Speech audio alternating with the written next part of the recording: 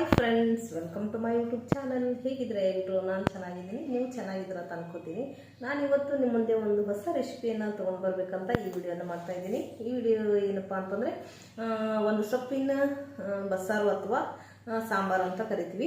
ಇದನ್ನು ವಿಡಿಯೋನ ನೋಡೋಕ್ಕಿಂತ ಮುಂಚೆ ಲೈಕ್ ಮಾಡಿ, ಶೇರ್ ಮಾಡಿ, ಕಮೆಂಟ್ ಮಾಡಿ ಅಂತ ಹೇಳ್ತೀನಿ. ಹಾಗೆ ನನ್ನ ಚಾನಲನ್ನು ಇನ್ನೂ ಸಬ್ಸ್ಕ್ರೈಬ್ ಆಗಿದ್ದಿಲ್ಲ ಅಂದರೆ ಸಬ್ಸ್ಕ್ರೈಬ್ ಮಾಡ್ಕೊಳ್ಳಿ. ಹಾಗೆ ನೀವು ಫ್ಯಾಮಿಲಿ ಫ್ರೆಂಡ್ಸ್ಗೆ ಶೇರ್ ಮಾಡಿ. ಹಾಗೆ ನಿಮ್ಮ ಸಪೋರ್ಟ್ ನನಗೆ ತುಂಬಾ ಮುಖ್ಯ. ಹಾಗೆ ಇಲ್ಲಿ ತನಕ ಬೆಳೆಸಿರುವಂತಹ ಎಲ್ಲ ನನ್ನ ಫ್ರೆಂಡ್ಸ್ಗಳಿಗೂ ತುಂಬಾ ಧನ್ಯವಾದಗಳು. ಹಾಗೆ ನಿಮ್ಮ ಸಪೋರ್ಟ್ ನನಗೆ ತುಂಬಾ ಇಂಪಾರ್ಟೆಂಟ್ ಆಗಿದೆ. ಇವಾಗ ಸೊಪ್ಪಿನ ಸಾಂಬಾರು ಮಾಡೋಕ್ಕೆ ಏನೆಲ್ಲ ಬೇಕು ಅನ್ನೋದನ್ನು ತೋರಿಸ್ತೀನಿ. ಆಮೇಲೆ ಮೊದಲು ಬೇಳೆ ಕಾಳುಗಳನ್ನು ಬೇಯಿಸೋಕ್ಕೆ ಏನೆಲ್ಲ ಬೇಕು ಅನ್ನೋದನ್ನು ತೋರಿಸ್ತೀನಿ. ಬನ್ನಿ ನೋಡೋಣ ಏನೆಲ್ಲ ಬೇಕು ಅಂತ. ನೋಡಿ, ಇವಾಗ ನಾನು ಬೇಳೆಯನ್ನು ಬೇಯಿಸ್ಬೇಕಂತ ಇದು ಕಾಳುಗಳನ್ನು ತೊಗೊಂಡಿದ್ದೀನಿ. ಯಾವುದಂದರೆ ಹೆಸರು ಕಾಳುಗಳನ್ನು ತೊಗೊಂಡಿದ್ದೀನಿ. ಇದು ಇನ್ನೂ ಹಸಿ ಕಾಳು ಇದೆ. ಇದನ್ನು ಸ್ವಲ್ಪ ನಾವು ಹುರ್ಕೊಳ್ಬೇಕು. ಹುರ್ಕೊಂಡ ಆದಮೇಲೆ ಬೇಯಿಸೋಕೆ ಹಾಕಬೇಕು. ನೋಡಿ, ಇದು ಹೆಸರು ಕಾಳುಗಳನ್ನು ತೊಗೊಂಡಿದ್ದೀನಿ. ನಂತರ 2 ಟೊಮೆಟೊಗಳನ್ನು ತೊಗೊಂಡಿದ್ದೀನಿ. ನಂತರ ಸ್ವಲ್ಪ ಹಸಿರು ಮೆಣಸಿಕಾಯಿಗಳನ್ನು ತೊಗೊಂಡಿದ್ದೀನಿ. ಆಮೇಲೆ ಇದು ನಾವು ನಮ್ಮ ಉತ್ತರ ಕರ್ನಾಟಕದಲ್ಲಿ ಇದು ಹುಣಸೆ ಸೊಪ್ಪು ಅಂತ ಕರಿತೀವಿ, ಅಂದರೆ ಹುಣಸೆ ಪಲ್ಯ ಅಂತ ಕರಿತೀವಿ. ನೀವು ನಿಮ್ಮ ಕಡೆ ಏನೇನಂತ ಕರಿತೀರಾ ಅಂತ ಕಮೆಂಟ್ ಮೂಲಕ ತಿಳಿಸಿ ಅಂತ ಹೇಳ್ತೀನಿ. ನೋಡಿ, ಇಷ್ಟೊಂದು 1 ಕಟ್ಟಿನಷ್ಟು ನಾನು ಹುಣಸೆ ಸೊಪ್ಪನ್ನು ತೊಗೊಂಡಿದ್ದೀನಿ, ಅಂದರೆ ಹುಣಸೆ ತಪ್ಪಲವನ್ನು ತೊಗೊಂಡಿದ್ದೀನಿ. ಇದನ್ನು ನಾನು ತೊಳೆದಿಟ್ಕೊಂಡಿದ್ದೀನಿ. ಇವಾಗ ಕಟ್ ಮಾಡಿಕೊಂಡು ಬೇಯಿಸೋಕ್ಕೆ ಹಾಕೋಣ. ಬೇಯಿಸೋಕ್ಕೆ ಹಾಕೋಕ್ಕಿಂತ ಮುಂಚೆ ಈ ಕಾಳುಗಳನ್ನು ಏನಿದೆಯಲ್ಲ, ಈ ಕಾಳುಗಳನ್ನು ಸ್ವಲ್ಪ ಕೆಂಪಗಾಗೋ ಹಾಗೆ ಹುರ್ಕೊಳ್ಳೋಣ. ಬನ್ನಿ ಇವಾಗ ನೋಡಿ, ಇವಾಗ ನಾನು ಹಂಚನ್ನು ಬಿಸಿ ಮಾಡೋಕ್ಕೆ ಇಟ್ಟಿದ್ದೀನಿ. ಸ್ವಲ್ಪ ಬಿಸಿ ಆದಮೇಲೆ ಇವು ಕಾಳುಗಳನ್ನು ಹಾಕೊಳ್ಳೋಣ.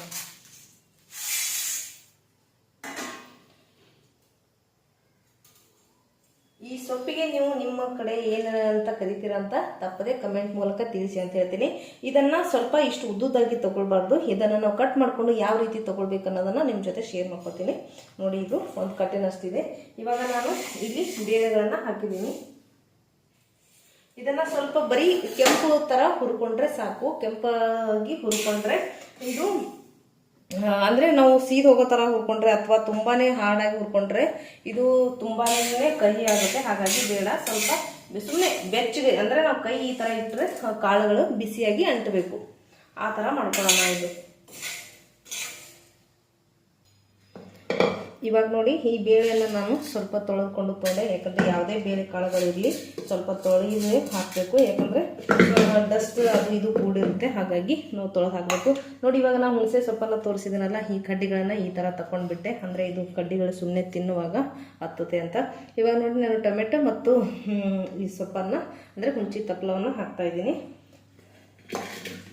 ನೋಡಿ, ಇದು ಕೂಡ ತೊಳ್ಕೊಂಡೇ ಹಾಕಿರೋದು. ನಂತರ ಇವಾಗ ನೋಡಿ, ನಮಗೆ ಖಾರಕ್ಕೆ ಅನುಗುಣವಾಗಿ ಸ್ವಲ್ಪ ಹಸಿರು ಮೆಣಸಿಕಾಯಿಗಳನ್ನು ಈ ಥರ ಕಟ್ ಮಾಡಿಕೊಂಡು ಹಾಕ್ಕೋಬೇಕು. ಹಾಕ್ಕೊಂಡಾದ್ಮೇಲೆ ಬೇಯಿಸೋಕೆ ಏನೆಲ್ಲ ಹಾಕಬೇಕು ಅನ್ನೋದನ್ನು ನಾನು ಹಾಕ್ತಾಯಿದ್ದೀನಿ. ನೋಡಿ, ಈ ಥರ ಎಲ್ಲ ಹಾಕ್ಕೊಂಡೆ. ನಂತರ ಇವಾಗ ನೀರನ್ನು ಮಿಕ್ಸ್ ಮಾಡ್ಕೊಳ್ಳೋಣ. ನಮಗೆ ಬೇಯಿಸೋಕೆ ಎಷ್ಟು ಬೇಕು ಅಷ್ಟು ನೀರನ್ನು ಸೇರಿಸ್ಕೊಳ್ಳೋಣ. ಇವಾಗ ಸ್ವಲ್ಪ ನಾವು ಹಳದಿಯನ್ನು ಮಿಕ್ಸ್ ಮಾಡ್ಕೊಳ್ಳೋಣ. ಇವಾಗ ನೀರು ಹಾಕಿದ್ಮೇಲೆ ಸ್ವಲ್ಪ ಹಳದಿ ಕಲರ್ಗೋಸ್ಕರ ಹಳದಿಗಳನ್ನು ಹಾಕೊಳ್ಳೋಣ. ಅಂದರೆ ಅದು ತುಂಬ ಕುದಿಯೋ ಟೈಮಲ್ಲಿ ಹಸಿರಾಗಿ ಕಾಣಿಸುತ್ತೆ ಅಂತ ನಾವು ಸ್ವಲ್ಪ ಹಳದಿಯನ್ನು ಮಿಕ್ಸ್ ಮಾಡ್ಕೊಳ್ಳೋಣ. ನಾವು ಸ್ಟವ್ ಆನ್ ಮಾಡಿ ಇದನ್ನು ಈ ಬೇಳೆ ಬೇಯವರೆಗೂ ವಿಸಿಲನ್ನು ಹಾಕೊಳ್ಳೋಣ. ಉಪ್ಪನ್ನು ಮಿಕ್ಸ್ ಮಾಡೋಕ್ಕೆ ಹೋಗಬೇಡಿ. ಸ್ವಲ್ಪ ಉಪ್ಪು ಇದ್ದರೆ ಅದು ಒಂದೊಂದ್ಸಲ ಬೇಯುತ್ತೆ, ಒಂದೊಂದು ನೀರಿಗೆ ಬೇಯುತ್ತೆ, ಒಂದೊಂದು ನೀರಿಗೆ ಬೇಯಲ್ಲ. ಹಾಗಾಗಿ ನಾವು ಉಪ್ಪನ್ನು ಮಿಕ್ಸ್ ಮಾಡ್ಕೊಳ್ಳೋದು ಬೇಡ. ಗ್ಯಾಸನ್ನು ಮೀಡಿಯಮ್ ಫ್ಲೇಮಲ್ಲಿ ಇಟ್ಟು ನಾವು ಇದನ್ನು ಬೇಯಿಸ್ಕೊಳ್ಳೋಣ. ನೋಡಿ, ಇವಾಗ ಬೇಯಿಸ್ಕೊಂಡು ಈ ಥರ ಆಗಿದೆ, ಅಂದರೆ ನುಣ್ಣಗಾಗಿ ಕುದ್ದಿದೆ. ಇದನ್ನು ಸ್ವಲ್ಪ ನಾವು ಈ ಥರ ಮ್ಯಾಶ್ ಮಾಡ್ಕೊಳ್ಳೋಣ. ಮ್ಯಾಶ್ ಮಾಡಿಕೊಂಡು ನಾವು ಒಗ್ಗರಣೆಗೆ ಏನೆಲ್ಲ ಬೇಕು ಅನ್ನೋದನ್ನು ನೋಡಿ ಹಾಕ್ಕೊಳ್ಳೋಣ. ನೋಡಿ, ಇವಾಗ ಇದಕ್ಕೆ ರುಚಿಗೆ ತಕ್ಕಷ್ಟು ಉಪ್ಪನ್ನು ಸೇರಿಸ್ಕೊಳ್ಳೋಣ. ನೋಡಿ, ಯಾಕಂದರೆ ಹಸಿರು ಮೆಣಸಿನಕಾಯಿ ಹಾಕಿರೋದ್ರಿಂದ ಉಪ್ಪು ಸ್ವಲ್ಪ ಜಾಸ್ತಿನೇ ಬೇಕಾಗುತ್ತೆ, ಖಾಟ ಇರುತ್ತಲ್ಲ. ಹಾಗಾಗಿ ಇದಕ್ಕೆ ರುಚಿಗೆ ತಕ್ಕಷ್ಟು ಉಪ್ಪನ್ನು ಸೇರಿಸ್ಕೊಂಡಿವಿ. ಇವಾಗ ಒಗ್ಗರಣೆಗೆ ರೆಡಿ ಮಾಡ್ಕೊಳ್ಳೋಣ. ನೋಡಿ, ಇದೊಂದು ಈ ಥರ ಪಾತ್ರೆ ಹಾಕಿ ಹಾಕಿಸ್ಕೊಂಡು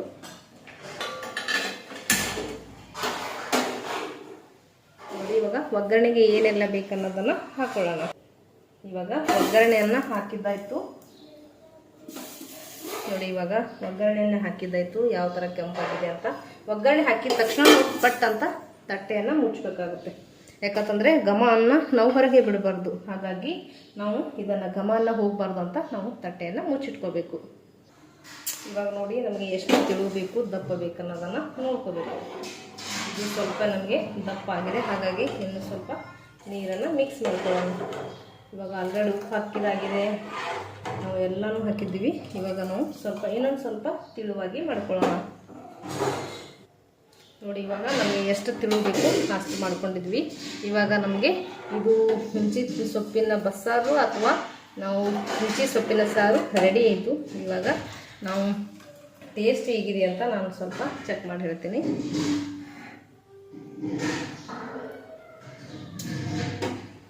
ಎಕ್ಸಲೆಂಟ್ ಆಗಿದೆ. ನೀವು ಕೂಡ ಮನೆಯಲ್ಲಿ ಮಾಡಿ ನಿಮ್ಮ ಕಮೆಂಟ್ಸನ್ನು ಹೇಳಿ ಅಂತ.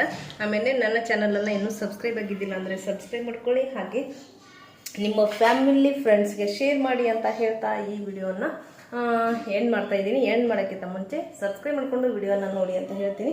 ಹಾಗೆ ಇದನ್ನು ತುಂಬ ಸೂಪರ್ ಆಗಿರುವಂತಹ ರೆಸಿಪಿ ಇದು. ನೀವು ಕೂಡ ಟ್ರೈ ಮಾಡಿ ನನ್ನ ಕಮೆಂಟ್ ಮೂಲಕ ತಿಳಿಸಿ. ಆಮೇಲೆ ಆ ಸೊಪ್ಪು ಯಾವುದು ಅನ್ನೋದನ್ನು ನಿಮ್ಮ ಕಡೆ ಯಾವ ಸೊಪ್ಪನ್ನು ಅಂತಿದ್ದಾರೆ ಅನ್ನೋದನ್ನು ನನಗೆ ಕಮೆಂಟ್ ಮೂಲಕ ತಿಳಿಸಿ ಅಂತ ಈ ವಿಡಿಯೋನ ಎಂಡ್ ಮಾಡ್ತಾಯಿದ್ದೀನಿ. Thank you. Bye bye.